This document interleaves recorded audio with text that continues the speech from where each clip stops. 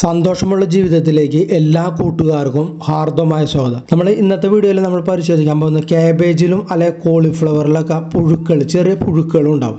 അപ്പോൾ അത് കളയാനായിട്ട് വളരെയധികം ബുദ്ധിമുട്ടുന്നതായിട്ട് ചില വീട്ടമ്മമാർ പറയാറുണ്ട്. അപ്പോൾ അതിന് വേണ്ടിയിട്ട് ഒരു ചെറിയൊരു വീഡിയോ എങ്ങനെയാണ് അത് എളുപ്പത്തിൽ കളയാമെന്നുള്ളതാണ്.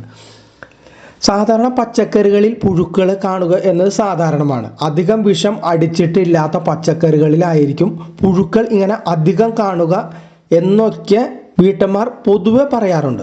ഏറ്റവും കൂടുതൽ പുഴുക്കളെ ഉണ്ടാവാൻ സാധ്യത കൂടിയ പച്ചക്കറികളാണ് ക്യാബേജും കോളിഫ്ലവറും. ഇവ അരിയുമ്പോൾ വളരെ ശ്രദ്ധിച്ചും കഷ്ടപ്പെട്ടുമാണ് സാധാരണ വീട്ടമ്മമാർ പുഴുക്കളെ കളയുക.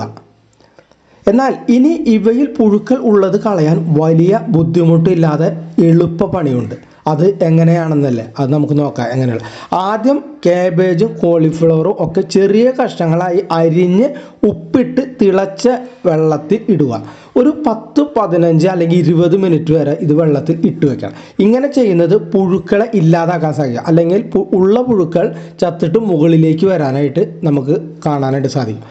അത് ഒന്നാമത്തെ മാർഗ്ഗം. ഇനി രണ്ടാമത്തെ മാർഗ്ഗം എന്ന് വെച്ചാൽ കഷ്ണം ആക്കിയ ക്യാബേജും കോളിഫ്ലവറും 2-3 വട്ടം നന്നായി കഴുകുക.